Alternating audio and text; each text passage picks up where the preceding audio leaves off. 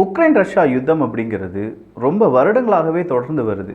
24 மணி நேரத்தில் Donald Trump அவர்கள் அவருடைய அரசியல் அந்த வாக்குறுதிலாம் கொடுத்த போது, நான் மட்டும் அதிபராக தேர்ந்தெடுக்கப்பட்டு விட்டேன் என்றால் 24 மணி நேரத்தில் ரஷ்யா உக்ரைன் போரை முடித்து விடுவேன் அப்படின்னு சொன்னார்.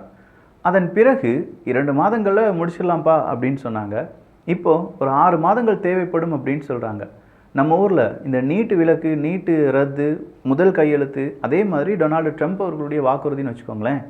இன்றைக்கி ரஷ்யாவினுடைய அதிபர் புட்டின் அவர்கள் கூட, நான் எப்போதும் பேசுகிறதுக்கு தயாராக இருக்கேன், புட்டின் அவர்கள் எப்போது ஆசைப்படுறாரோ அப்போ நாங்கள் பேச்சுவார்த்தை நடத்துவோம், அதுக்கு முன்னாடி ஒரு விஷயத்தை மட்டும் நான் கிளாரிஃபை பண்ண விரும்புகிறேன், இங்கே உக்ரைன் ரஷ்யா போர் முடிந்தது என்றால் எல்லாருக்கும் நல்லது, அப்படி இல்லை மறுபடியும் நீங்கள் அதை கண்டினியூ பண்ணுறீங்கன்னா ரஷ்யா அதற்கு நிறைய பெனால்ட்டிஸ் கொடுக்க வேண்டியதாக இருக்கும்.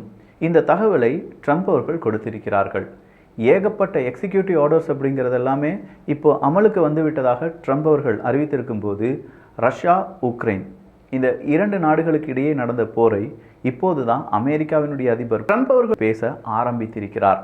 என்ன முடிவுகள் வரும், என்னென்ன அப்டேட் வரும் அப்படிங்கிறதெல்லாம் தமிழ் விதையில் பார்த்துடலாம்.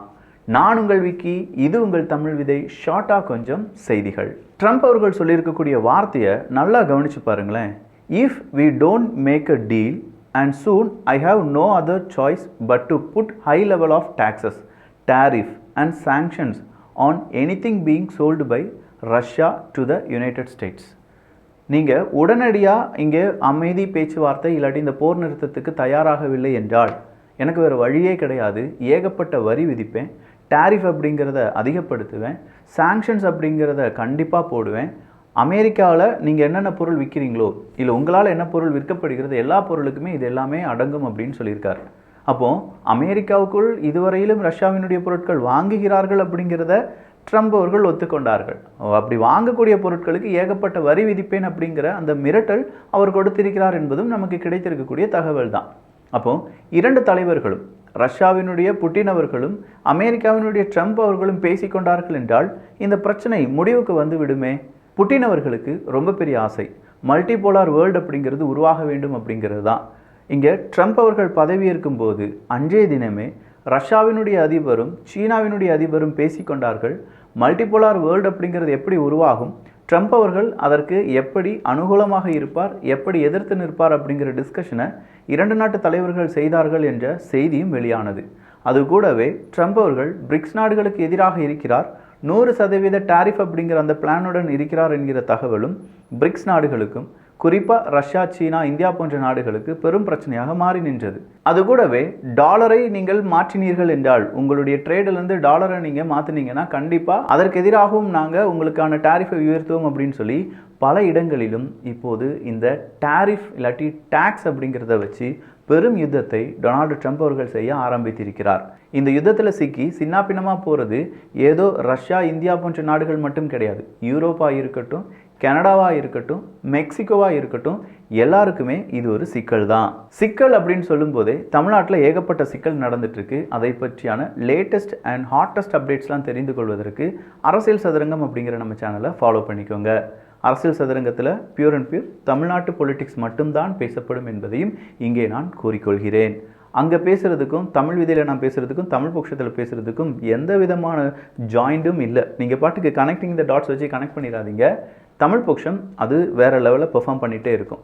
விதை நியூஸுக்காக மட்டும், அரசியல் சதுரங்கம் அரசியலுக்காக மட்டும், வியூகம் டிஃபென்ஸுக்காக மட்டும், அவ்வளோதான். ஈரானுக்கு அக்டோபர் 7ஆம் தேதி நடந்த அந்த தாக்குதலை பற்றியான ஏதாவது விவரங்கள் முன்னாடியே தெரிந்திருந்ததா அப்படிங்கிற கேள்வி இப்போது கேட்கப்பட்டு வருது. ஏன்னா ட்ரம்ப் அவர்கள் வேற இப்போ பதவிக்கு வந்துட்டார். ஆல்ரெடி இஸ்ரேல் ஹமாஸ் இடையே சீஸ்ஃபயர் அப்படிங்கிறதெல்லாம் உருவாகிவிட்டது. அப்போ இந்த நேரத்தில் என்னாவது உண்மைகள் கிடைக்குதா அப்படின்னு சொல்லி இஸ்ரேலும் தேடுவாங்கல்ல. எப்போ நான் தான் சீஸ்ஃபயர் கொடுத்த டைமில் இப்போவாது சொல்லு, ஈரான்கிட்ட நீ முன்னாடியே சொன்னியா இல்லையா அப்படின்னு சொல்லி கேட்டிருப்பாங்கல்ல. அதற்கு இப்போ ஈரான் சொல்லியிருக்காங்க, இல்லை முன்னாடி எங்ககிட்ட எந்த தகவலும் கிடையாது, இஸ்ரேலுக்குள்ளே இப்படி வந்து தாக்குதல் நடத்த போகிறாங்க ஹமாஸ் அப்படிங்கிற மாதிரியான இன்ஃபர்மேஷன் கிடைக்கவே இல்லை என்கிற தகவலை வெளியில் விட்டுருக்காங்க.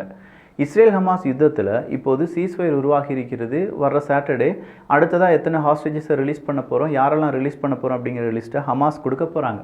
அப்படி கொடுப்பதற்கு முன்பாகவே இன்னைக்கு மேற்கு கரையில் தாக்குதலை நடத்தியிருக்காங்க இஸ்ரேல். ஏன்பா இந்த மேற்கு கரையில் தாக்குதல் நடத்துறீங்க, அவங்கள அழிக்க மாட்டேன் அப்படின்னு சொல்லி அந்த ஒப்பந்தத்தில் கையெழுத்து போடலையான்னு கேட்டால் அதெல்லாம் ஒன்றும் போடலை. அங்கே இருக்கக்கூடிய நபர்கள் இஸ்ரேலுக்கு எதிரானவர்கள், அதனால் ஒரு 10 பேரை நாங்கள் அழிச்சிட்டோம் அப்படிங்கிறாங்க. இன்றைக்கி கட்டிட இடர்பாடுகள்லாம் இருக்கும்ல, இடிபாடுகள்லாம் நிறைந்திருக்கக்கூடிய ஏரியாக்களில் தான் இப்போ மனிதர்கள் ஒவ்வொருத்தவங்களா அவங்க வீடை தேடி போயிட்டு இருக்காங்க. அங்கே இருக்கக்கூடிய இடிபாடுகள்லாம் அப்புறப்படுத்தும் போது 60க்கும் அதிகமான உடல்கள் கிடைத்ததாக சொல்லப்படுகிறது. ஸோ உயிரிழந்தவர்களுடைய எண்ணிக்கை 50,000க்கும் அதிகமாக இருக்கும் என்பது தான் கிடைத்திருக்கக்கூடிய தகவல்.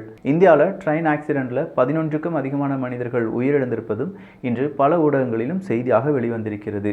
ட்ரெயின் ஆக்சிடெண்ட் ஆனதை விட கூடுதலான உயிர் பலி எப்படி வந்திருக்குன்னா, ஆக்சிடெண்டான ட்ரெயினில் தீப்பற்றி எரிய ஆரம்பித்திருக்கிறது, உடனடியாக உங்களுடைய உயிரை நீங்கள் காப்பாற்றிக் கொள்ளுங்கள் அப்படிங்கிற ஒரு அறிவிப்பு ஏதோ ஒரு வதந்தி மாதிரி வந்திருக்கு. அப்போ நிறைய பேர் என்ன செஞ்சுருக்காங்கன்னா, ஜன்னல் வழியாலாம் எகிரி குதிச்சிருக்காங்க. ஆனால் இந்த ட்ரெயின் நின்னது ஒரு பாலத்துக்கு மேலே. எந்திரிச்சு குதிக்கிறாங்க. எல்லாரும் பாலத்துக்கு கீழே போய் டம்முன்னு விழுந்து தான் இறந்துருக்காங்க அப்படிங்கிற தகவல் தான் இப்போ கூடுதலாக மனசை கஷ்டப்படுத்துது. அடுத்ததாக கூகுளினுடைய எம்ப்ளாயீஸ் நேரடியாக IDF இஸ்ரேல் டிஃபென்ஸ் ஃபோர்ஸுக்காகவும் அங்கே இருக்கக்கூடிய டிஃபென்ஸ் மினிஸ்ட்ரிக்காகவும் ஒர்க் பண்ணியிருக்காங்க என்கிற தகவல் இன்று வெளியாகி இருக்கிறது. அப்போ கூகுளுக்கு இந்த பாலஸ்தீனியர்கள் கொல்லப்பட்டதற்கு ஒரு 50% பங்கு இருக்குது அப்படிங்கிறத நாமளே யூகித்து கொள்ளலாம். வெஸ்ட் பேங்கை இஸ்ரேல் அனெக்ஸ் பண்ணுறதுக்கு நாங்கள் அனுமதிக்கிறோம். மறுபடியும் வெஸ்ட் பேங்க் அரசியலை கையில் எடுத்திருக்கிறது இஸ்ரேல். அதற்கு அனுமதியை கொடுத்திருக்கிறார் டொனால்டு ட்ரம்ப் அவர்கள். வி சி யூ இந்த வார்த்தையை சொன்னது வேறு யாருமே கிடையாது, UK. யாரை பார்த்து சொல்லியிருக்காங்கன்னா, ரஷ்யாவினுடைய ஒரு ஸ்பைஸ் ஷிப் தான். அவங்களுடைய கடற்கரையோரமாக இந்த மாதிரி ஒரு ஸ்பைஸ் ஷிப் வந்திருக்குப்பா, நம்ம அதை ஸ்பாட் பண்ணிட்டோம் அப்படின்னு சொன்னோன்னே ரஷ்யாவுக்கு UK ஒரு மெசேஜை தட்டி விடுறாங்க. We see you, we know what you are doing அப்படிங்கிறதையும் சொல்லியிருக்காங்க. ஸோ உன்னை நாங்கள் பார்த்துட்டோம், நீ என்ன செய்கிறங்கிறதும் எங்களுக்கு தெரியுது, கொஞ்சம் பார்த்து இருந்துக்கோ ரஷ்யா என்பது தான் UKயினுடைய ரெஸ்பான்ஸ். 2024 மட்டும் இந்த பாலியல் வன்கொடுமை அப்படின்னு சொல்கிற கேஸ் இந்தியாவில் பதிவானது 31,677 அப்படிங்கிறத மேற்குலக ஊடகங்கள் கூட இன்று செய்தியாக வெளியிட்டிருக்கிறார்கள். அந்த அளவுக்கு இந்தியாவினுடைய மானம் கொஞ்சம் கப்பல் ஏறுது என்பதும் குறிப்பிடத்தக்கது. விவேக் ராமசாமி அவர்கள் இந்த டோஜ் அப்படிங்கிற ஒரு அமைப்பிலிருந்து சீக்கிரமாக வெளியேறி விடுவார் என்கிற தகவல் வெளியாகி இருக்கிறது. காரணம் என்ன அப்படின்னு சொல்லி பார்த்தா, அவருடைய H1B விசா பற்றியான விமர்சனம் தான் என்பது கூடுதலான தகவல். கிரீஸில் தூக்கி எறியப்பட்ட ஒரு பேக், அந்த பேக்கில் என்னப்பா இருக்க போகுதுன்னு யாரோ திறந்து பார்த்துருக்காங்க. அதில் ஒரு ஸ்டாச்சு. அந்த ஸ்டாச்சு கார்பன் டேட்டிங் பண்ணி பார்க்கும்போது தான் தெரியுது அது 2000 வருடங்களுக்கு முன்னாடி உள்ளது அப்படின்னு சொல்லி. பொக்கிஷத்தெல்லாம் தூக்கி தூர போட்டுட்டு இருக்கீங்களேப்பா அப்படிங்கிற மாதிரி இருக்குது நமக்கு கிடைத்திருக்கக்கூடிய இந்த செய்தி. யூரோப்லேருந்து 20,000 ராணுவ வீரர்களை திரும்ப பெற போகிறோம் என்கிற தகவலை கொடுத்திருக்கிறார் டொனால்டு ட்ரம்ப் அவர்கள். ஸோ யூரோப்பை விட்டு காலி பண்ணி போகிறதுல குறியாக இருக்கார் டொனால்டு ட்ரம்ப் அவர்கள். குறிப்பாக உக்ரைனுக்கான அந்த உதவியை நிப்பாட்டுறதுலையும் ட்ரம்ப் அவர்கள் குறியாக இருக்காரு. என்னைக்கு உக்ரைனுக்கான அந்த உதவிகள்லாம் நிற்கிறதோ அன்னைக்கு யூரோப்பினுடைய உண்மை முகம் வெளியே தெரியும். யுனைடெட் அரப் எமிரேட்ஸில் இன்னைக்கு புழுதி புயல் காரணமாக பலரும் பாதிக்கப்பட்டார்கள் என்கிற தகவல் வெளியாகி இருக்கிறது. ரொம்ப நாட்களுக்கு பிறகு இவ்வளோ பெரிய புழுதி புயலை யுனைடெட் அரப் எமிரேட்ஸ் எதிர்கொள்கிறது. ஈரானுடைய ஒரு புதிய நம்பிக்கை இருக்கிறது. சீக்கிரமாக டொனால்டு ட்ரம்ப் அவர்கள் கூட நம்ம அணு ஆயுத ஒப்பந்தத்தை கையெழுத்து இட்டு விடுவோம் அப்படிங்கிறது தான். ஈரானுடைய இந்த நம்பிக்கை ஈரானையும் ஈரானுடைய நட்பு நாடுகளையும் பாதுகாக்கட்டும். ஸோ வேறு லெவலில் நிறைய செய்திகள், நிறைய இன்ஃபர்மேஷனை நீங்கள் தெரிந்து கொண்டிருப்பீர்கள். அப்போ இந்த செய்திகளை பற்றி உங்களுடைய கருத்துக்கள் இங்கே வரவேற்கப்படுகின்றன. எல்லோரும் தமிழ் விதையில் இணைந்திருங்கள். நல்லதை பகிர்ந்து நல்ல சமுதாயத்தை உருவாக்குவோம். நன்றி, வணக்கம்.